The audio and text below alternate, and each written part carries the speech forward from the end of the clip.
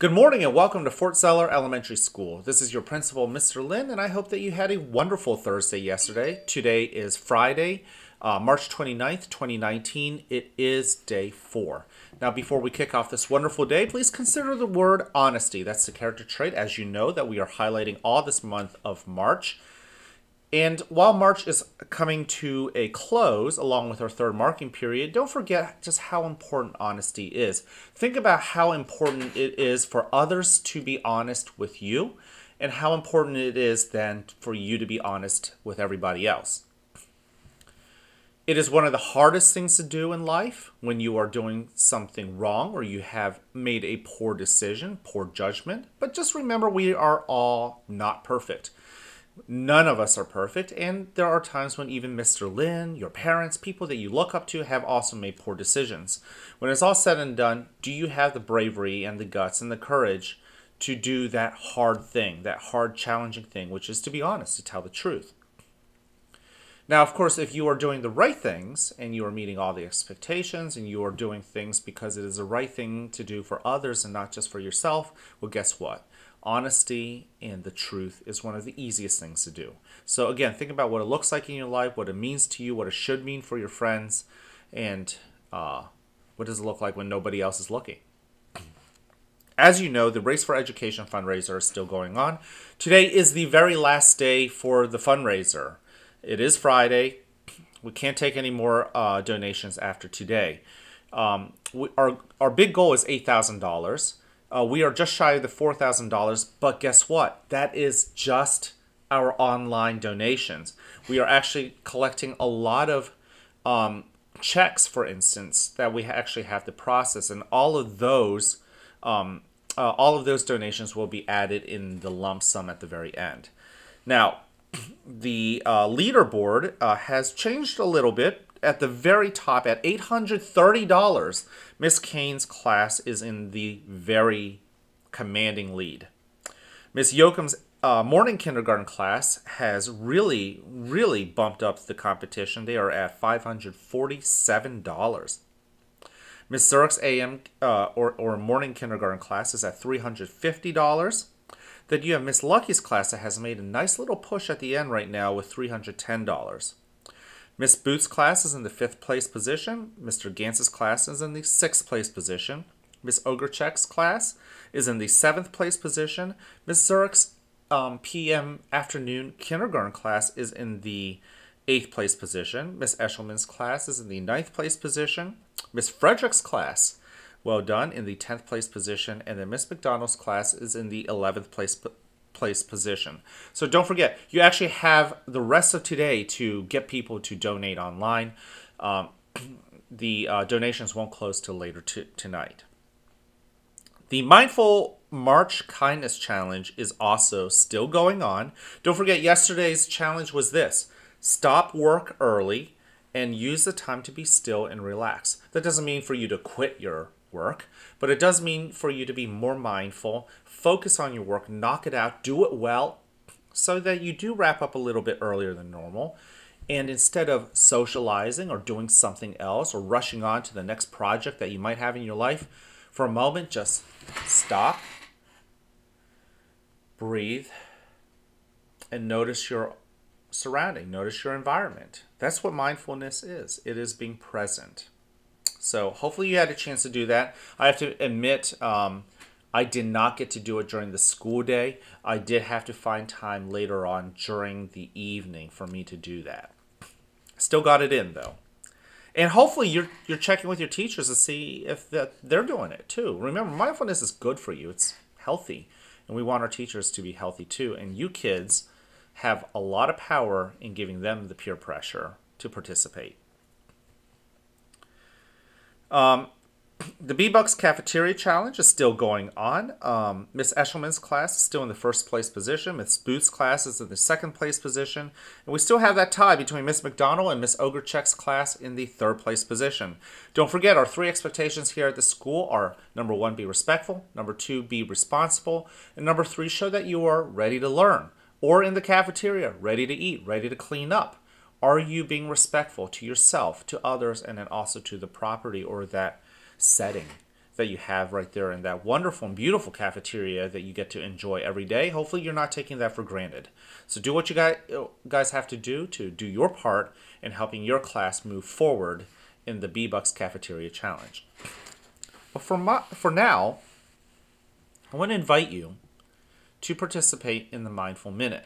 Now, I'm videoing this Mindful Minute at my desk because unlike a lot of our videos, I like to sit crisscross applesauce on the floor. But I am sitting on you really can't see the chair, but it's pretty creaky, so you know I'm sitting on something. And I just wanted to take a moment to demonstrate mindfulness while you're sitting. Okay? So, assume a position that you're comfortable with. You can sit on a chair. To be honest, I'm actually sitting on a yoga ball chair. So if you're sitting on a yoga ball, you can certainly do that. On a cushion, perhaps even a pillow. You can sit right there on the floor, crisscross applesauce. You can stand, you can lay down. Whatever it is, find a position that is right for you. It is right for all of your senses. Hearing, smelling, sight, taste, the sense of touch.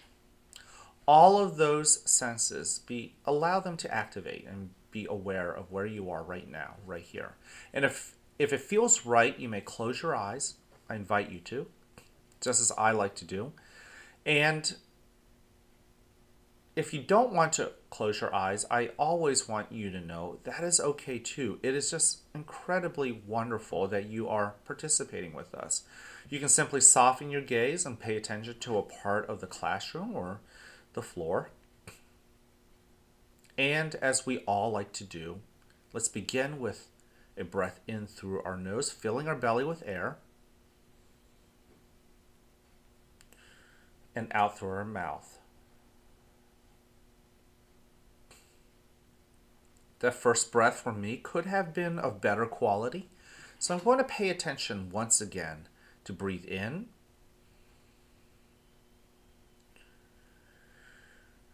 and out through our mouths.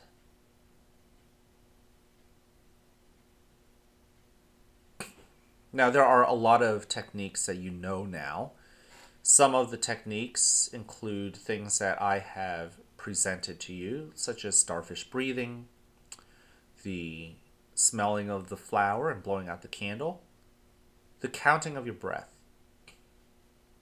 You can also practice some of the techniques that some of your friends, fellow students at Fort Zeller have come up with, such as the dragging of your hand along your arm, up and inhaling, and out towards your fingertips as you exhale. You can reimagine the flower that you breathe in, and imagine that it is the white wishing flower that you're blowing off. Whatever you choose, practice it. Anchor your attention in the quality of your breath. You may begin now.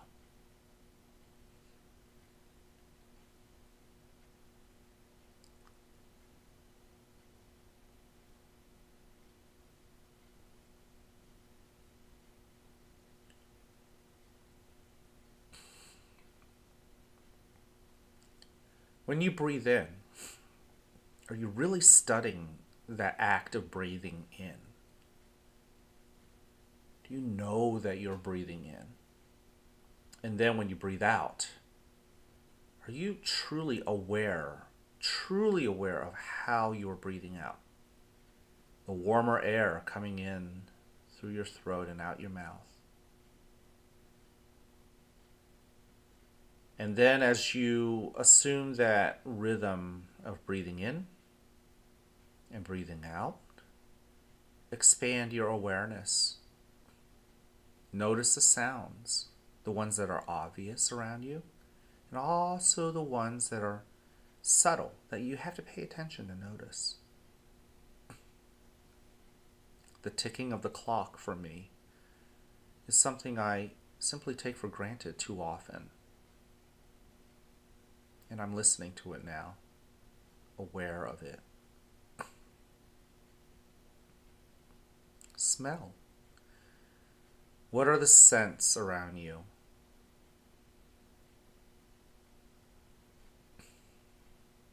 What do you feel? Do you notice your clothes, rubbing against you? The cool or the warm air touching your skin? And noticing your body too. Notice your toes. Without wiggling them, simply greet them in your mind. Notice them. Where are the aches and pains in your body? Don't try to change those pains. Simply sit with them and understand it. Allow it simply, as we often say, to be. Allow it to exist. The tightness on your shoulders, or certainly mine, where I keep my stress. As you breathe and you breathe out, allow the tension, the permission to relax. Seek to understand the tightness. And then notice your emotions and your feelings. Feelings of overwhelm. Maybe you're overwhelmed. There's a lot going on in life. But at this moment, that sense of being overwhelmed is simply a feeling. Sit with it. Don't allow the past to overtake your judgment of that feeling. It's already happened. You can't change it. Same thing with the future. If you are nervous about something, just remind yourself, it hasn't happened yet. Things change. Things may change. But most importantly, be grateful for where you are now. It's not happening yet. Feelings of anger. Allow those feelings to exist. Don't change them. Simply sit with it. Invite it into your heart. Understand it. Comprehend it.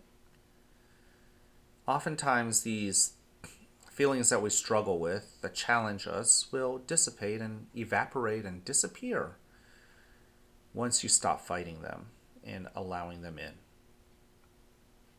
Now in a moment you'll hear a bell or a chime. Listen to it as always. As it gets quieter and quieter, and when you can't hear it anymore, I invite you then now to open your eyes and awaken into the world in which you sit, stand, or lay down.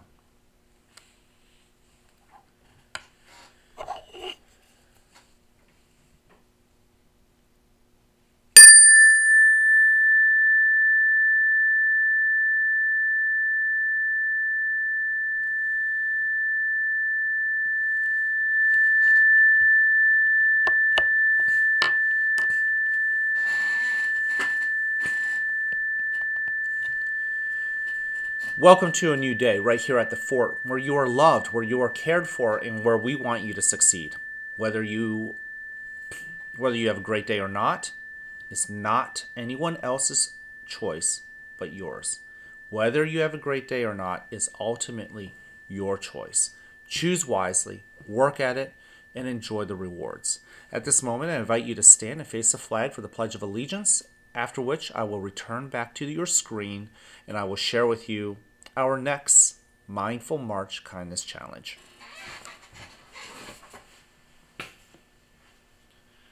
I pledge allegiance to the flag of the United States of America and to the republic for which it stands, one nation, under God, indivisible, with liberty and justice for all.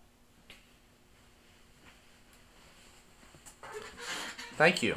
Now, your Mindful March Kindness Challenge for today is this. Appreciate your hands and all of the things they enable you to do. We're so used to using our hands, we take it for granted. Can you imagine what life would be without your hands? So truly be grateful for your hands. Doesn't matter what they look like, how dry they are. Doesn't matter if you chew on your fingernails like Mr. Lin sometimes does. What do they do for you? What can they do for you? You know? Yesterday, or previously, I should say 2 days ago, I invited you to engage in mindful walking, paying attention to your feet. Well, today we'll pay attention to our hands. This is something you could totally do on your own as you hold a pen or a pencil. Notice it. Notice what it does.